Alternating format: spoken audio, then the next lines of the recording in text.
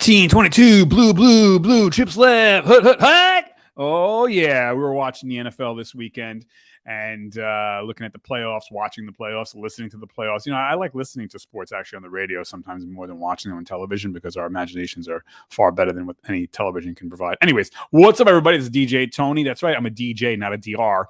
Always check with the healthcare professionals. Don't listen to me. Okay, so your kid is going pro. Congratulations. Oh, my God. Your kid... we're talking, hey, I believe that your kid, even us when we were younger, but I believe that your kid can make it to the WNBA, NBA, NFL, MLB, NHL, pro golf, Olympia. I believe that. Granted, you know, your kid has all their faculties about them and, you know, they can walk and talk and, you know, have some common sense.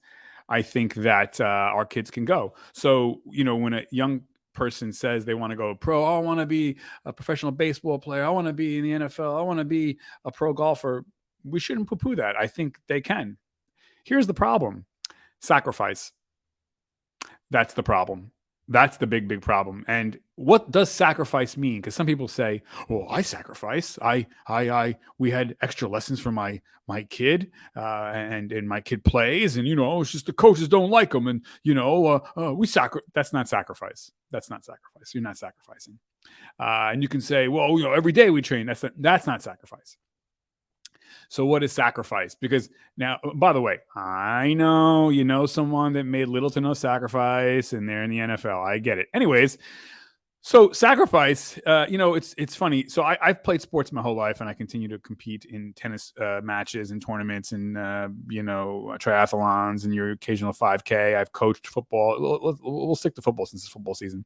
I've played football in high school. I was on a state championship team. No, relax. I'm not saying I was the best, but I was on a state championship team and I did play a little bit. And I know what it takes to, you know, be a champ, and I know what it takes to be a loser. And I know, you know, in my youth, I also competed in a lot of different sports, whether it was Olympic lifting or basketball, cross country, etc. And now, as I said, as an adult, I compete too. And again, triathlons and tennis tournaments and, you know, your 5Ks and whatnot. And so, you know, I believe that let's stick to the kids. Kids can make it if they want to. Now, obviously, it comes down to the parenting too. But so, you know, if we want our kids to make it and they want to make it, it takes sacrifice. So what is sacrifice? You know, I was reading these two books, one book a couple of months back about Barry Zito. Now, if you don't know who Barry Zito is, I'm not a big baseball fan, but I always like reading biographies. Barry Zito was a MLB, Major League Baseball star. He was a World Series champion. You know, he made it to the pros. And reading this man's book really highlighted sacrifice. You know, I think the problem with our kids not making it pro, and I think our kids can, the problem with our kids not making it pro is they're too well-rounded. You cannot be well-rounded. Barry Zito was not well-rounded. He had one laser focus. That's it. Okay, now he had a family and he had friends, but no family, no friends. His family was hell-bent. He was hell-bent on achieving one thing and one thing only. There was no hanging out with friends and the girlfriends and the chilling and the Netflixing and chilling and hanging out. And, you know, there was no church. There was no family. There was no friends. There was no watching television. There was one thing and one thing only: baseball, 7 days a week, 10-hour days, 15-hour days. That's it. That's how you become a pro. You can't be well-rounded. You have to be laser pinpoint focused on that one thing and one thing only. There can be no family. There can be no friends. There can be no birthday parties. There can be no vacations. There could be no time off. There has to be one thing and one thing only. All bridges must be burnt. There can be no plan B. This is do or die. So you have to look at it like that. This is a D-Day invasion, and we ain't going back in those boats. We're hitting the beach and we're running. That's who goes pro. Now, you may say, well, you can't do that. Well, I know a guy who, again, I understand, you know, a guy who made it to the pros and he did a little bit of practicing, boom, bing, bing, bong, and he became a pro. Anyways, back to reality. So, you know, when we see like these kids, right, that, you know, whatever, they make the NBA or NFL or Major League Baseball, you know, these kids, part of the reason why they make it is by default, they don't have this structure around them that says, oh, we're going to go down the shore this weekend to our shore home. And, oh, we're going to go see grandma and grandpa. Oh, no, we're going to go see the other grandma and grandpa. And, we have a pottery class coming up. And then, enrichment. And no, a lot of these kids like a Barry Zito and others, their summers, their winters, they're playing ball when it's winter. They're playing ball outside. They're playing ball when it's 110 degrees on Monday, Tuesday, Wednesday, Thursday, Friday, Saturday, Sunday, Monday, Tuesday, Wednesday, Thursday, Friday, Saturday, Sunday. There's no hanging out with friends. Their friends are at the court, are at the field, are in the ring, are at the dojo. Their family's there too. There is no having a birthday party. There is no going out with friends. You go out with your friends when you're on the basketball court. That's the going out with friends. There is no well-roundedness, and that's how you get to the NBA. That's how you get to the NFL. That's how you get to be an Olympian. That's how you get to become a Major League Baseball star. There's a gentleman by the name of Khabib Nurmagomedov. Now, if you don't know who this man is, he's a very, very impressive human being. He is a UFC. If you don't know what the UFC is, that's the Ultimate Fighting Championships. That's mixed martial arts, where you do karate and boxing and wrestling. They put you in the ring and you beat the shit out of each other. Okay.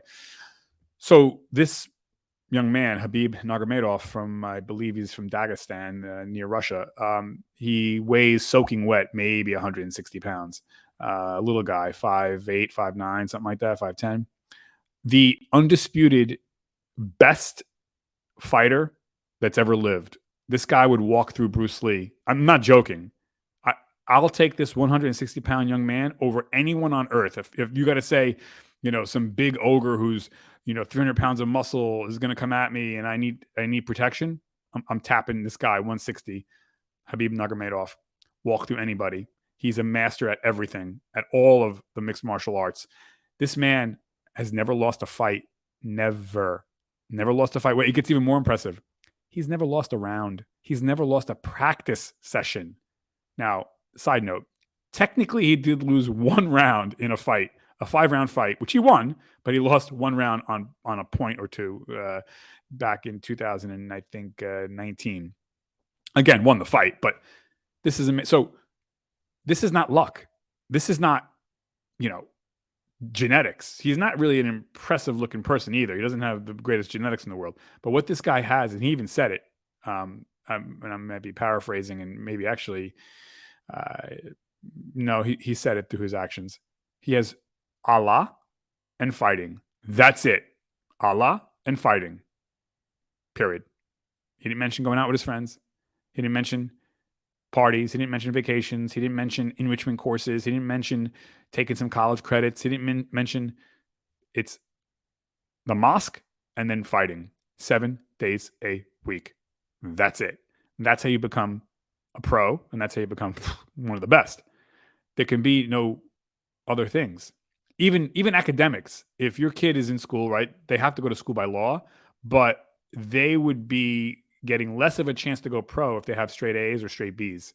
They would probably need to get like just the minimum to be socially promoted and get the diploma, which would be like C-, because the rest of the effort has to go into baseball practice, football practice, basketball, whatever it is, golfing. Like you can't have, it has to be 7 days a week, and it has to be 10-hour days, and you just do the minimum with high school or elementary school or college, because that's just a side note. You got to do it because you got to do it.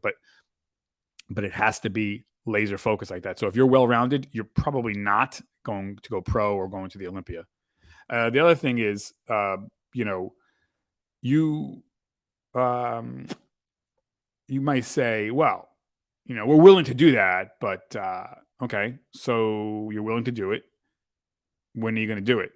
If your kid is not doing it now, you can't just turn it up by like they're 13 and all of a sudden, they didn't really, when they're 19, we'll start. No.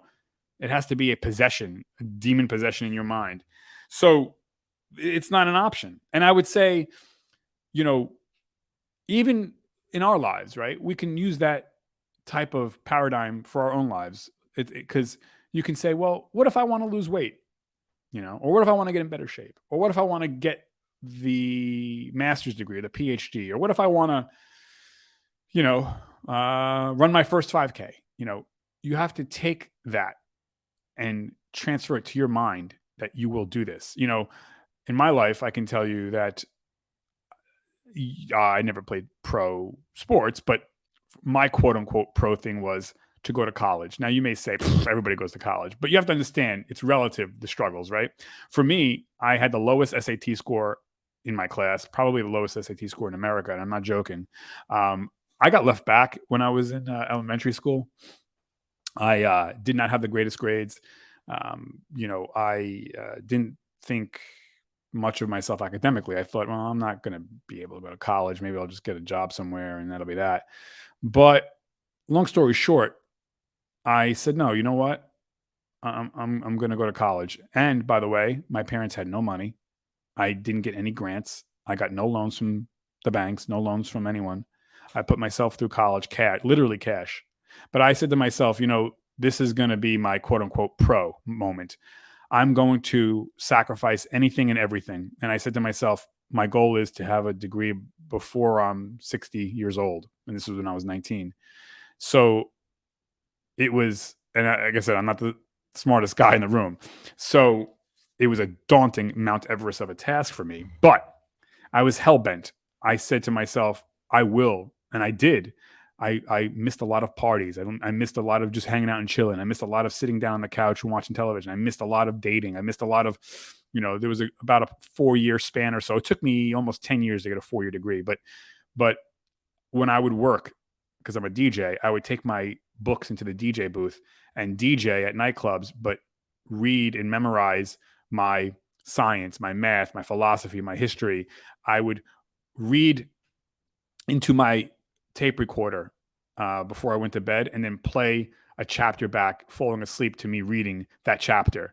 I remember my mother saying, Anthony, I'll give you money. You can just go out, have some fun. I'm like, no, I have to work and I have to study. Work, study, work, study, work, study, work, study, work, study, work, study, work, study, work, study, work, study, work, study. You see how annoying that is? Yeah. Do that for years. Okay.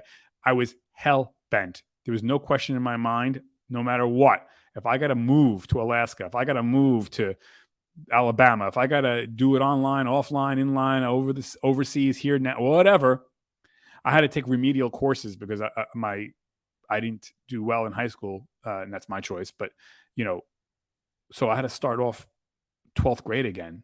It was daunting to me too because I had to pay for this. So it was working 3 jobs, starting my own business simultaneously, and going to college. And I had to start off at community college, not college. So, I was up against that shit, man. But I was like, I'm getting this fucking degree.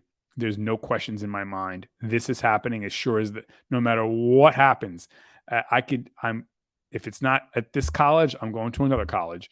And so anyways, that's the type of demon possession you have to have. Nothing can stop you. So some semesters I would only take one course. Can you imagine? One marking period, only taking one course? Like you would never finish. But I was like, it doesn't matter. I have to make forward progress every minute, every day, every second, every way. So, again, I vanquished friends. I vanquished family gatherings. I vanquished all of these things that I wanted to do for fun or for relaxation or to take a break. No, it must be school at all cost.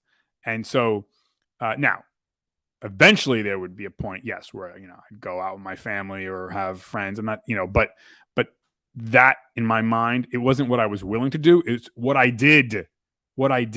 And that's what you need to do in your life too. I think, as again, you want to lose 15 pounds, you have to be hell-bent and do it in a healthy way. But you know what I'm saying? It can't be options. You have to burn the bridge behind you. And you ain't going back, And so and I'm probably ruining the story, and I'm not saying that this was right, but just the methodology of achieving a task. We talked about D-Day earlier in this podcast here, right? When America and the English, stormed the beaches of Normandy, those soldiers, there was no like going back. There was no, I'm going to get back in the boat, guys. There's too many bullets coming at me. That was it. Those boats were there, and and you see that a lot in history. I believe it was the conquistadors that attacked and overcame or conquered South America. There's a tale of one of the ships from Spain. There was like an armada of like 50 ships, and they landed in I don't know if it was Brazil or whatever. And the sea captain ordered all of the ships destroyed once they landed in Brazil or Argentina. And to all the shock of the soldiers and the sailors, what are you doing? Why are you burning all the ships? Exactly. There is no option B. We're winning this, and that's that. We're not, there's no going home. So that's the mentality I think you have to have, especially, if your kids want to be whatever, a doctor, a lawyer, a CPA, an engineer, you want to go pro, there can be no well balance. There has to be a hell bent laser focus. And if it means missing every single birthday, so be it. If it means never going to, that amusement park, so be it. If it means never going down the shore for the weekend, so be it. And you can't just be willing to do it. You have to do it. The willingness doesn't mean shit. You have to do it. And that, if your kid has that and you're willing to do that for your kid and push your kid there, even for your own life, then you will go pro. Your kid will go pro, and you'll achieve your thing for yourself. You want that, whatever. You want that vacation. How much you're willing to sacrifice to get a third job or fourth job or whatever. You're willing to find love, or you're willing to have better friends. Well, then you got to put up that effort first, and you got to keep on putting it up. So that's how you go pro. And you cannot think, well, what if? There could be no what ifs. Don't even let those two words enter the mind. What if? You cannot. You burn the ships behind you. There's no what ifs. We done did it. We landed. It's on. We're on the beaches of Normandy. We're on the beaches of, you pick the country, like we're going to the moon. We're going to Mars. There's no what if. There's no, well, but no. No wells. There must be laser at all costs, doing it, of course, clean and legal and but anyways, I know you can do it. I know your kids can do it. Whatever their pro, whatever your pro is, I know you guys can go pro. You can do it. No questions in my mind about it. So just, again, it's making the sacrifice. Not willing to make it. Okay. You're the best. I believe in you. You can do it. DJ Tony, over and out. 5, 4, 3, 2, 1.